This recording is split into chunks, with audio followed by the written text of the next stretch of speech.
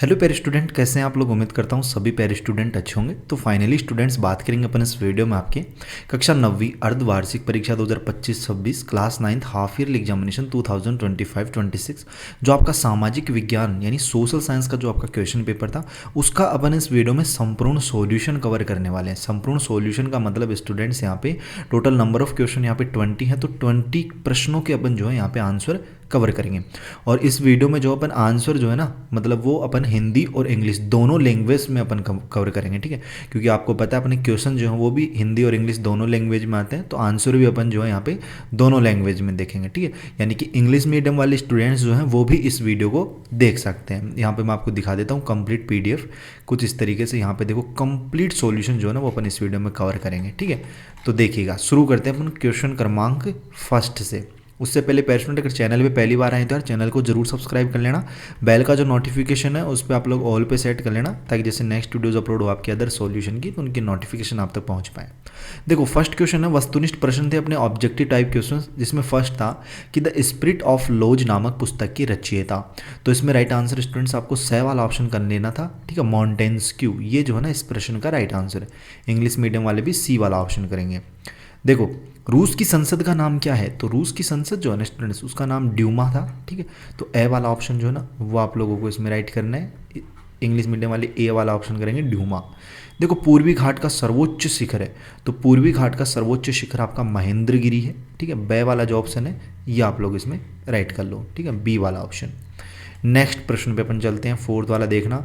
लोकतांत्रिक शासन पद्धति दूसरों से बेहतर है क्योंकि स्टूडेंट्स, तो फोर्थ वाले आंसर में जो है ना आपको देखो, ये स्थायी सरकार देती है, या मितव्ययी होती है, इसमें फैसले जल्दी होते हैं, या अधिक जवाबदेह होती है। तो इसका राइट आंसर हो जाएगा द वाला ऑप्शन, यह अधिक जवाबदेही होती है, यानी इट इज़ मोर अकाउंटेबल, ठीक है। डी वाला ऑप्शन जो है ना वो आप लोगों को इसमें राइट करना है।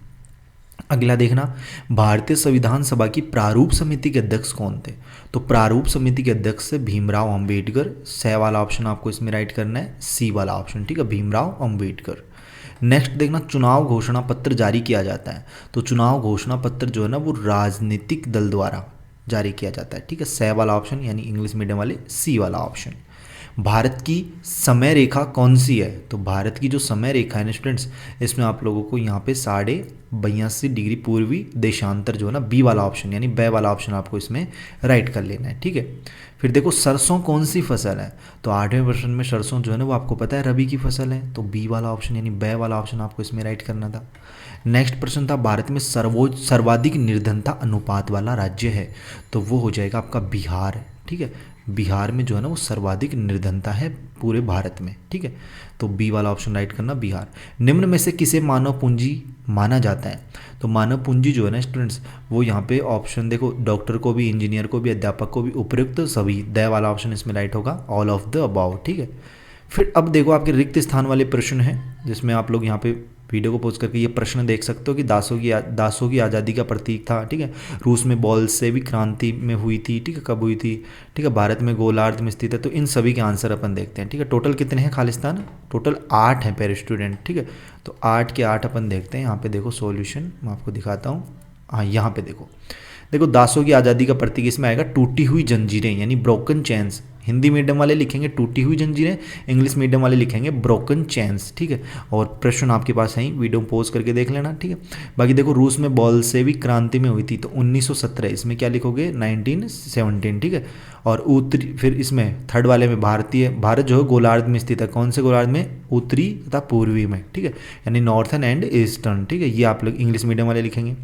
भारत में वर्ष 2011 में साक्षरता दर कितनी थी, तो 74.04%, लगभग 74%, यानी कि 74 पॉइंट, ठीक है, 04%, ठीक है। तो ये आप लोग इसमें इंग्लिश मीडियम वाले अपना ये लिख लेंगे।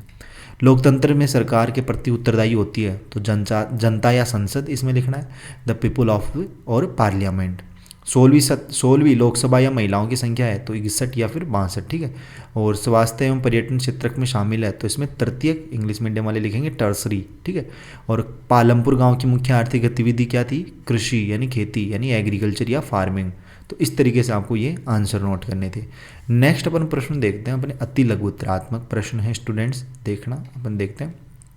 तो देखिए यहाँ पे सबसे पहले आप लोग प्रश्न देख लीजिए। यहाँ पे अति लघुरात्मक है, आपके टोटल 10 प्रश्न है। ठीक है, तो देखिए पहला प्रश्न, धुरी राष्ट्र में कौन कौन से देश शामिल थे। ठीक है, इंग्लिश मीडियम में भी है यहाँ पे क्वेश्चन। ठीक है, कि विच कंट्रीज, ठीक है, were include in the axis national, ठीक है, नेशन। फिर लू क्या है, व्हाट इज लू। टाइड क्या था, व्हाट वाज टाइड। ठीक है, और भारत में निर्धनता संबंधी आंकड़े किसके द्वारा एकत्रित किए जाते हैं। प्राथमिक क्षेत्र में कौन कौन सी क्रियाएं सम्मिलित हैं। सार्वभौमिक वयस्क मताधिकार से क्या आशय है। हरित क्रांति का एक दुष्प्रभाव बताइए। ठीक है, तो और गणतंत्र का अर्थ लिखिए। भारत का अक्षांशीय देशांतरी विस्तार, भारतीय संसद के कितने अंग हैं, नाम लिखिए। तो इन सभी प्रश्नों के उत्तर अपन देखते हैं। देखिएगा एक एक करके आप लोग यहाँ पे उत्तर लिखते जाइएगा। पहला जो प्रश्न था ना अति लघुरात्मक में फर्स्ट यानी थर्ड का फर्स्ट, कि धुरी राष्ट्र में कौन कौन से देश शामिल हैं, तो इसमें आपका आ जाएगा जर्मनी, इटली और जापान। इंग्लिश मीडियम वाले भी अपना आंसर नोट करेंगे, जर्मनी, इटली एंड जापान। ठीक है, ये आपका इंग्लिश मीडियम वालों का आंसर हो जाएगा। नेक्स्ट प्रश्न देखते हैं स्टूडेंट्स। देखो लू क्या है, तो हिंदी मीडियम वाले लिखेंगे अपना उत्तर है कि ग्रीष्म ऋतु में उत्तर भारत में चलने वाली धूल भरी गर्म और शुष्क हवाओं को क्या कहते हैं, लू कहते हैं। और इंग्लिश मीडियम वाले भी अपना आंसर यहाँ से नोट कर लेंगे कि the dusty hot and dry winds blowing in north India during summer all called लू। ठीक है, इस तरीके से। थर्ड वाला देखना, टाइड क्या था, तो उत्तर नोट करना है हिंदी मीडियम वाले, यह चर्च द्वारा वसूल किया जाने वाला एक धार्मिक कर था जो कृषि उपज का 10वां हिस्सा होता था।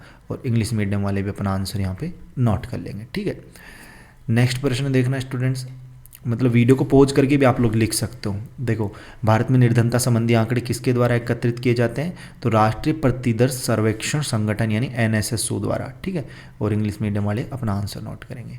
पेरेंट्स यार बहुत मेहनत लगती है आपके आंसर इस तरीके से टाइप करने में, इंग्लिश में भी, ठीक है, हिंदी में भी। तो इस मेहनत के लिए आपका एक सब्सक्राइब तो बनता है, तो चैनल को यार जरूर सब्सक्राइब करना।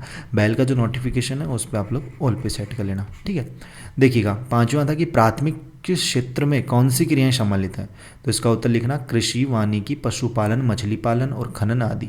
ठीक है, और इसका आंसर आप लोग इंग्लिश मीडियम वाले लिख लेंगे। हिंदी मीडियम वाले ओनली हिंदी में लिखेंगे, इंग्लिश मीडियम वाले इंग्लिश में लिखेंगे। ठीक है, देखो सार्वभौमिक वयस्क मताधिकार से क्या आशय है, तो इसका उत्तर लिखो बिना किसी भेदभाव के 18 वर्ष या उससे अधिक आयु के सभी नागरिकों को वोट देने का अधिकार। ये क्या कहलाता है, सार्वभौमिक वयस्क मताधिकार। और सातवां प्रश्न है कि हरित क्रांति का एक दुष्प्रभाव बताइए, तो इसका उत्तर हो जाएगा रासायनिक उर्वरकों के अधिक प्रयोग से मिट्टी की उर्वरता यानी उपजाऊपन का कम होना। ठीक है, आंसर लिखो यहाँ पे इंग्लिश मीडियम वाले के रिड्यूक्शन इन सॉइल। और हाँ, इंग्लिश में जो क्वेश्चन है वो मैंने पेपर में दिखाई दिए थे आपको। ठीक है, यहाँ पे ओनली आंसर लिखे हुए हैं। ठीक है, तो ये आप लोग नोट कर लो। देखो यहाँ पे भारतीय संसद के कितने अंग हैं, नाम लिखिए। तो 3 अंग हैं, राष्ट्रपति, लोकसभा एंड राज्यसभा। ठीक है, और आंसर लिखो कि 3 ऑर्गन्स। ठीक है, कि the president, the Lok Sabha and the Rajya Sabha. Bharat का अक्षांशीय तथा देशांतरी विस्तार बताइए, तो अक्षांशीय विस्तार तो है 8 डिग्री 4 मिनट, ठीक है, उत्तर से, और 37 डिग्री 6 मिनट, ठीक, उत्तर में। और देशांतरी विस्तार ये लिख लीजिए, और इंग्लिश मीडियम वाले अपना आंसर ये लिख लेंगे। ठीक है, और गणतंत्र का अर्थ समझाइए, इसका उत्तर हो जाएगा कि ऐसा देश जिसका राष्ट्राध्यक्ष वंशानुगत न होकर जनता द्वारा यानी प्रत्यक्ष या अप्रत्यक्ष रूप से चुना जाता है, वो क्या होता है, गणतंत्र होता है। ठीक है, आंसर लिख लो इंग्लिश मीडियम वाले कि a country whose head of state is not hereditary. ठीक है, but it is elected by the people. ठीक है, डायरेक्टली और इनडायरेक्टली। नेक्स्ट और प्रश्न अपन अगर बात करें यहाँ पे अपने आगे के प्रश्न कौन से हैं पेपर में अपन देखें, लघुत्रात्मक प्रश्न स्टूडेंट। ठीक है, प्रश्न क्रमांक 4 से। प्रश्न क्रमांक 4 है बाबर क्या है, अप्रैल 3। एक बार प्रश्न पढ़ लेते हैं अपन पेपर में पूरे, फिर आपको आंसर दिखाते हैं इसके। देखो अप्रैल 3 क्या थी, इसकी प्रमुख मांगों को बताइए। ठीक है, इंग्लिश मीडियम वाले भी क्वेश्चन देख सकते हैं कि व्हाट इज भोबर। ठीक है, भोबर नाम आ गया। ठीक है, भारत एक धर्मनिरपेक्ष देश है, स्पष्ट करें। ठीक है, भारत में नदियों के प्रदूषण के कोई 3 कारण स्पष्ट कीजिए। हिमालय के प्रमुख विभागों के नाम उत्तर से दक्षिण के क्रम में बताइए। लोकतंत्र की 2 विशेषताएं। तो देखो लघुरात्मक जो फर्स्ट वाले हैं ना, जो 1.5 नंबर के हैं, 1.5 मार्क्स के हैं, वो 9 प्रश्न है टोटल, 4 से 9 तक। ठीक है, तो देखो इनके आंसर देख लेते हैं अपन पहले। ठीक है, देखो भाबर क्या है, तो हिमालय से नीचे उतरते समय शिवालिक की ढलान पर 8 से 16 किलोमीटर की चौड़ी पट्टी में गुटिका यानी कंकड़ पत्थर का जमाव होता है, जिसे भाबर कहते हैं। यहाँ नदियाँ विलुप्त हो जाती हैं। ठीक है, और इसका आंसर ये वाला नोट करो। फिर 5वां प्रश्न लिखो अप्रैल थीसिस क्या थी, इसकी प्रमुख मांगों को बताइए। तो इसका उत्तर आप लोग नोट करना 1970 यानी 1917 में लेनिन ने ठीक है। रूस लौटाने पर 3 मांगें रखी थी जिन्हें अप्रैल थीसिस कहा जाता था, और ये 3 मांगें कौन कौन सी थी? युद्ध यानी प्रथम विश्व युद्ध समाप्त किया जाए, सारी ज़मीन किसानों के हवाले की जाए, बैंकों का राष्ट्रीयकरण किया जाए, ठीक है। और इंग्लिश मीडियम वाले अपना आंसर ये वाला नोट करेंगे, ठीक है, वीडियो को पॉज करके। बाकी देखो 6वां प्रश्न, भारत एक धर्मनिरपेक्ष देश है, स्पष्ट करें। तो भारत का अपना कोई आधिकारिक धर्म नहीं है। संविधान सभी नागरिकों को अपनी पसंद का धर्म मानने, प्रचार करने और आचरण करने की पूरी आज़ादी देता है। सरकार सभी धर्मों को एक समान मानती है, ठीक है। तो ये हो जाएगा, और इंग्लिश मीडियम वाले अपना आंसर ये नोट करेंगे। नेक्स्ट प्रश्न आपका, भारत में नदियों के प्रदूषण के कोई 3 कारण स्पष्ट कीजिए। तो इसके 3 कारण हो जाएंगे, घरेलू और नगर पालिका का बिना उपचारित गंदा पानी नदियों में बहाना, उद्योगों यानी फैक्ट्रियों से निकलने वाले रासायनिक अपशिष्ट, खेती में उर्वरकों और कीटनाशकों का प्रयोग जो बहकर नदियों में मिलते हैं, ठीक है। और इंग्लिश मीडियम वाले अपना आंसर ये वाला नोट करेंगे। देखो 8वां प्रश्न, हिमालय के प्रमुख विभागों के नाम उत्तर से दक्षिण के क्रम में बताइए। महान हिमालय या हिमाद्री। और पेरेंट्स नेक्स्ट वीडियो आपको कौन से सब्जेक्ट के सॉल्यूशन की चाहिए, अगर आप लोग कमेंट करोगे तो आपको देखो ऑल सब्जेक्ट के सॉल्यूशन मिल जाएंगे, वैसे तो बेफिक्रिएगा, लेकिन पहले कौन सी वीडियो अपलोड करें कौन से सब्जेक्ट की वो जरूर बताएगा। हिंदी का कंप्लीट सॉल्यूशन चैनल पर अपलोड हो चुका है, अगर हिंदी का वीडियो नहीं देखा है तो वो भी जरूर देखिएगा। उसमें टोटल 29 प्रश्न थे आपके, तो टोटल 29 प्रश्नों का सॉल्यूशन मैंने कवर करवा दिया उसमें, ठीक है। इस वीडियो में अपन SST का देख रहे हैं, अब नेक्स्ट वीडियो पहले कौन से सब्जेक्ट कीजिए वो भी जल्दी बताइएगा, ठीक है, कमेंट में बता दीजिएगा। बाकी देखो यहाँ पे महान हिमालय हिमाद्री सबसे उत्तरी भाग है, मध्य हिमालय हिमाचल हिमाद्री के दक्षिण में, शिवालिक सबसे बाहरी और दक्षिण श्रृंखला, ठीक है। और अगला देखते हैं 9वां प्रश्न। 9वां प्रश्न क्या है स्टूडेंट्स यहाँ पे, तो 9वां प्रश्न देखो प्यारे बच्चों कि लोकतंत्र की 2 विशेषताएं लिखिए। तो इसका उत्तर हो जाएगा शासकों का चुनाव जनता करती है, ठीक है। शासकों का चुनाव कौन करती है प्यारे स्टूडेंट? जनता करती है। स्वतंत्र और निष्पक्ष चुनाव, कानून का राज और अधिकारों का सम्मान यानी अंतिम निर्णय लेने की शक्ति चुने हुए प्रतिनिधियों के पास होती है। और इंग्लिश में भी अपना आंसर नोट करें। अब जो लघुत्रात्मक सेकंड थे ना, जिनका अंक भार कितना है, जिनका अंक भार 2 है, देखो यहाँ पे प्रश्न क्रमांक 10 से 15 तक, प्रश्न क्रमांक 10 से 15 तक कि प्रथम विश्व युद्ध का रूसी साम्राज्य पर क्या प्रभाव पड़ा, भारत में निर्धनता के कोई 2 प्रमुख कारण बताइए, नदियों तथा झीलों के कुछ आर्थिक महत्व को समझाइए, ठीक है। मध्यावधि चुनाव किसे कहते हैं, जनहित याचिका क्या है, इसका महत्व क्या है, ठीक है। पालमपुर में बहुविध फसल प्रणाली को समझाइए। इस तरीके से जिनके अंक हैं 2 अंक, ठीक है। तो इन प्रश्नों को आंसर देखने पर देखिएगा। 10वां प्रश्न है आपका कि प्रथम विश्व युद्ध का रूसी साम्राज्य पर क्या प्रभाव पड़ा। तो इसका आंसर लिखो, रूसी सेना की बुरी तरह हार हुई और लाखों सैनिक मारे गए, देश में भोजन की भारी कमी हो गई और उद्योग धंधे ठप हो गए, महंगाई बढ़ गई और जार यानी राजा के प्रति जनता का गुस्सा बढ़ गया, जिससे क्रांति की नींव पड़ी। और इंग्लिश मीडियम वाले अपना आंसर नोट करेंगे। 11वां प्रश्न देखना, भारत में निर्धनता के कोई 2 प्रमुख कारण बताइए। तो पहला कारण तो लिखो ऐतिहासिक कारण, यानी कि ब्रिटिश शासन के दौरान आर्थिक विकास की दर बहुत कम रही और हस्तशिल्प उद्योग नष्ट हो गए। जनसंख्या वृद्धि और रोजगार की कमी, यानी जनसंख्या जिस दर से बढ़ी उस दर से रोजगार के अवसर सृजित नहीं हुए, ठीक है। और यहाँ पे इसका आंसर ये वाला नोट कर लो इंग्लिश में, ठीक है, इंग्लिश मीडियम वाले। बाकी देखो 12वां प्रश्न, नदियों तथा झीलों के कुछ आर्थिक महत्व को समझाइए। इसका उत्तर हो जाएगा नदियाँ और झीलें सिंचाई का मुख्य स्रोत है, ये जल विद्युत, ठीक है, हाइड्रो इलेक्ट्रिसिटी उत्पन्न करने में सहायक है, ये नौकायान यानी परिवहन और पर्यटन को बढ़ावा देती है। और इंग्लिश मीडियम वाले इंग्लिश में आंसर नोट करेंगे, ठीक है। नेक्स्ट देखना, मध्यावधि चुनाव किसे कहते हैं। तो देखो जब किसी कारणवश लोकसभा या विधानसभा अपना 5 साल का कार्यकाल पूरा करने से पहले ही भंग हो जाती है और दोबारा चुनाव कराए जाते हैं तो उसे मध्यावधि चुनाव कहते हैं, ठीक है। और इंग्लिश वाले इंग्लिश में आंसर नोट करेंगे।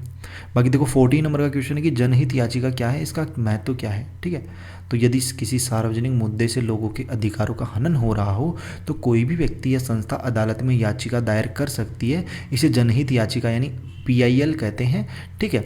और इसका महत्व क्या है, इसका महत्व कि इसे गरीबों और शोषितों को न्याय मिलना आसान हुआ है, ये हो जाएगा। प्रश्न क्रमांक 15 है कि पालमपुर में बहुविध फसल प्रणाली को समझाइए। तो एक ही भूमि के टुकड़े पर एक वर्ष में एक से अधिक फसलें उगाने को बहुविध फसल प्रणाली कहते हैं। पालमपुर में किसान वर्ष में कम से कम 2 मुख्य फसलें जैसे ज्वार या बाजरा और गेहूं उगाते हैं और तीसरी फसल के रूप में आलू की खेती भी करते हैं। ठीक है, तो ये हो जाएगा इसका आंसर। अब आपके जो आगे के प्रश्न हैं, ठीक है, कौन से प्रश्न है, दीर्घ उत्तरात्मक। ठीक है, देखो 16वां प्रश्न कि भारत में जलवायु पर हिमालय तथा समुद्रों का क्या प्रभाव पड़ता है। भारतीय मरुस्थल की विशेषताएं लिखिए। मानव पूंजी निर्माण में शिक्षा की क्या भूमिका है। ठीक है, 19वां प्रश्न वाइमर गणराज्य के सामने क्या समस्याएं थी। ये तो आपके 3-3 अंक वाले हैं। ठीक है, और ये आपका 6 अंक वाला प्रश्न है। तो देखते हैं। और इसके अथवा में देखो कि नास्तियों ने जनता पर पूरा नियंत्रण हासिल करने के लिए कौन कौन से तरीके अपनाए। तो देखो सभी के आंसर अपन नोट करते हैं यहाँ पे। 16वां प्रश्न लिखना सबसे पहले कि भारत में जलवायु पर हिमालयों तथा समुद्रों का क्या प्रभाव पड़ता है। तो इसका उत्तर हो जाएगा हिमालय का प्रभाव, यानी हिमालय मध्य एशिया से आने वाली ठंडी हवाओं को भारत में आने से रोकता है, जिससे यहाँ उतनी ठंड नहीं पड़ती। साथ ही यह मानसूनी हवाओं को रोककर वर्षा कराने में मदद करता है। समुद्रों का प्रभाव, यानी भारत के तटीय क्षेत्रों में समुद्र के कारण जलवायु यानी सम न अधिक गर्म न अधिक ठंडी रहती है। समुद्र से आने वाली नमी युक्त हवाएं वर्षा में सहायक होती है। इंग्लिश मीडियम वाले अपना इंग्लिश में आंसर नोट कर लेना। और 17वां प्रश्न देखना कि भारतीय मरुस्थल की विशेषताएं लिखिए। तो 3 विशेषताएं अपन लिखते हैं कि यह अरावली पहाड़ियों के पश्चिम किनारे पर स्थित है और यहाँ बालू के टीले पाए जाते हैं। यहाँ वार्षिक वर्षा कम यानी 150 मिमी से भी कम होती है। ठीक है, और जलवायु शुष्क है और वनस्पति यानी पेड़ पौधे बहुत कम है। लूनी इस क्षेत्र की एकमात्र बड़ी नदी है। ठीक है, और इसका आंसर ये नोट हो जाएगा। बाकी देखो मानव पूंजी निर्माण में शिक्षा की क्या भूमिका है। तो शिक्षा व्यक्ति के कौशल और ज्ञान को बढ़ाती है, जिससे उसकी उत्पादकता बढ़ती है। शिक्षित व्यक्ति बेहतर स्वास्थ्य और स्वच्छता के प्रति जागरूक होता है। यह समाज के विकास में योगदान देती है और अच्छे नागरिक बनाती है। शिक्षा ही जनसंख्या को बोझ से पूंजी में बदलती है। ठीक है, और इसका आंसर आप लोग ये वाला नोट करना। फिर देखो निबंधात्मक 19वां प्रश्न था अपना कि वाइमर गणराज्य के सामने क्या समस्याएं थी। 6 अंक का प्रश्न था, तो थोड़ा अंक आंसर भी बड़ा होगा इसका। देखो प्रथम विश्व युद्ध के बाद जर्मनी में बने वाइमर गणराज्य के सामने कई गंभीर समस्याएं थी। पहली थी वर्साई की अपमानजनक संधि, यानी वाइमर गणराज्य को युद्ध हारने के बाद वर्साई की कठोर संधि पर हस्ताक्षर करने पड़े, जिससे जर्मनी ने अपने उपनिवेश और संसाधन खो दिए। जनता इसके लिए गणराज्य को दोषी मानती थी। आर्थिक संकट यानी हाइपर इन्फ्लेशन, ठीक है, यानी कि 1923 में जर्मनी ने कर्ज चुकाने से मना कर दिया, जिसके बाद अत्यधिक नोट छापने से मुद्रा मार्क की कीमत गिर गई और महंगाई चरम पर पहुंच गई। राजनीतिक अस्थिरता, यानी वाइमर संविधान में कुछ कमियां थी, जैसे आनुपातिक प्रतिनिधित्व और अनुच्छेद 48, जिससे बार बार गठबंधन सरकारें बनी और गिर गई। कोई भी सरकार स्थिरता नहीं दे पाई। क्रांतिकारी विद्रोह, यानी शुरुआत से ही इसे स्पार्टसिस्ट लीग जैसे क्रांतिकारी समूहों के विद्रोह का सामना करना पड़ा। और इंग्लिश में अपना इंग्लिश का आंसर नोट करेंगे वीडियो को पॉज करके। ठीक है, और जो 19वें का अथवा था ना, वो भी नोट कर लो यहाँ पे। ठीक है, ये 19वें का अथवा हो जाएगा। ठीक है, कि नास्तियों ने जनता पर पूरा नियंत्रण हासिल करने के लिए कौन कौन से तरीके अपनाए। तो देखो यहाँ पे पहला तरीका था उनका विशेषाधिकार अधिनियम। ठीक है, यानी कि इनबिलिंग एक्ट, यानी कि 1933 में इस कानून के जरिए संसद को किनारे कर दिया गया और हिटलर को तानाशाही शक्तियाँ मिल गई।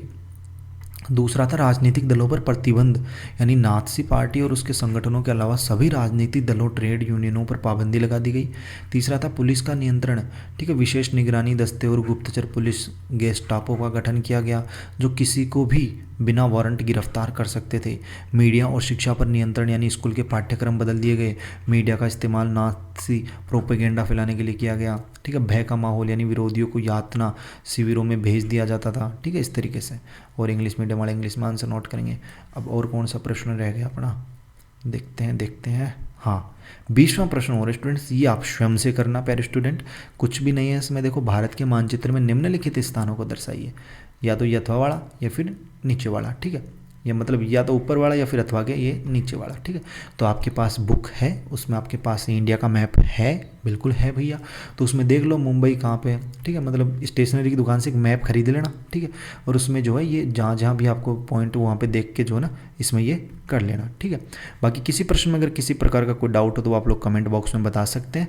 और मिलते हैं अपन जल्दी। नेक्स्ट वीडियो कौन से सब्जेक्ट के सॉल्यूशन कीजिए जल्दी कमेंट बॉक्स में बताइए। बाकी अपन मिलते हैं जल्दी नेक्स्ट वीडियोस में से होशम जोश के साथ। तब तक सभी प्यारे स्टूडेंटों को बाय, धन्यवाद। सभी प्यारे स्टूडेंटों को टेक केयर प्यारे स्टूडेंट।